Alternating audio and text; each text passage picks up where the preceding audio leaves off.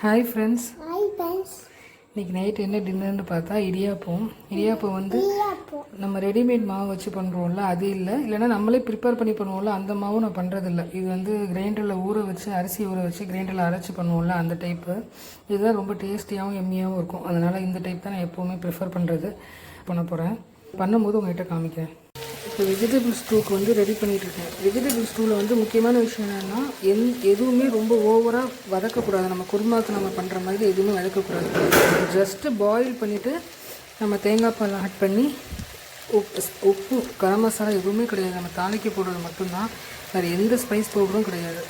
அதனால் லைட்டாக ஒரு சாட்டை மாதிரி பண்ணிவிட்டு டொமேட்டோவை லைட்டாக ஆட் பண்ணிவிட்டு ஒரே ஒரு டொமேட்டோ ஆட் பண்ணிவிட்டு ஒரு அரை டம்ளர் தண்ணி வச்சு குக்கரில் ஒரு விசில் விட்டுட்டு அப்புறம் நம்ம எடுத்து வச்சுருக்க தேங்காய் பாலை ஆட் பண்ண வேண்டியது தான். நான் இதில் என்னென்ன வெஜிடபிள்ஸ் போட்டிருக்கேன்னா, கேரட்டு, பொட்டேட்டோ, அப்புறம் என்கிட்ட இந்த ஃப்ரெஷ்ஷான டபுள் பீன்ஸும் பட்டர் பீன்ஸும் இருந்தது, அது அப்புறம் ஃப்ரோசன் பட்டாணி போட்டிருக்கேன். அவ்வளோதான். இப்போ இதில் நான் வந்து தண்ணி ஊற்றி வேக வைக்க போகிறேன். இப்போ இந்த வெஜிடபிள்ஸ்லாம் நல்லா குக் ஆகிடுச்சு. இதில் வந்து நான் தேங்காய் பால் எடுத்து வச்சுருக்கேன். தேங்காய் பால் என்ன மிக்ஸ் பண்ணியிருக்கேன்னா, ஒரு ஸ்பூன் அரிசி மாவு மட்டும் மிக்ஸ் பண்ணியிருக்கேன். ஒரு ஸ்பூன் அரிசி மாவு மிக்ஸ் பண்ணி தேங்காய் பால் மொத்தமாக ஒன்றாம் தேங்காய் பால் ரெண்டு அதெல்லாம் இல்லை, மொத்தமாக கோகோனட் மில்க் எடுத்து வச்சுருக்கேன். இப்போ இதை வந்து இதில் ஆட் பண்ணிக்கலாம். இப்போ இதில் வந்து தேங்காய் பால் ஆட் பண்ணியாச்சு. இப்போ ஒரு பாயில் வந்ததுக்கப்புறம் நம்ம உப்பு ஆட் பண்ணிக்கலாம். நான் பாயில் வந்ததுக்கப்புறம் உங்கள்கிட்ட காட்டுறேன். இப்போ இடியாப்பம் ரெடி பண்ணிக்கலாம்.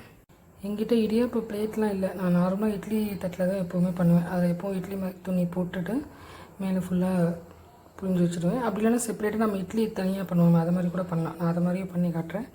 இது புளியும் போதே நல்ல டிஃப்ரென்ஸ் தெரியும் உங்களுக்கு, அந்த மாவுக்கும் இந்த மாவுக்கும். நான் வெந்ததுக்கப்புறம் உங்கள்கிட்ட காட்டுறேன்.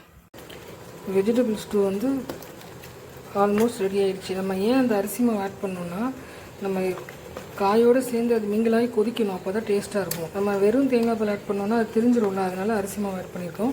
இப்போ இதில் உப்பு ஆட் பண்ணிவிட்டு கொத்தமல்லி ஆட் பண்ணிவிட்டு இறக்க வேண்டியது தான், அவ்வளோதான். இப்போ பாருங்கள், இடியாப்பம் நல்லா குக் ஆகிடுச்சு. எவ்வளோ சாஃப்டாக இருக்குது பாருங்கள். அந்த ட்ரைனஸ்ஸே இருக்காது. நீங்கள் இதில் அந்த வெஜிடபிள் ஸ்டூவை ஊற்றி சாப்பிட்டிங்கன்னா அவ்வளோ ஒரு டேஸ்ட்டாக இருக்கும். அவ்வளோ சீக்கிரம் அப்சர்வ் பண்ணிக்கும், அவ்வளோ சாஃப்டாக இருக்கும் இது. இப்போ பாருங்கள், பிளேட்லேருந்து ரொம்ப ஈஸியாக வந்துடும். நான் என்ன அரிசி யூஸ் பண்ணியிருக்கேன் அப்படின்னா, இட்லி அரிசி தான் யூஸ் பண்ணியிருக்கேன். இப்போ வெஜிடபிள் ஸ்டூவோட இடியாப்பம் வந்து எப்படி பரிமாறுறதுன்னு பார்க்கணுன்னா, நம்ம தேங்காய் பால் சீனி போட்டு சாப்பிடுவோம்ல, அதே மாதிரி தான். Okay, thank you friends.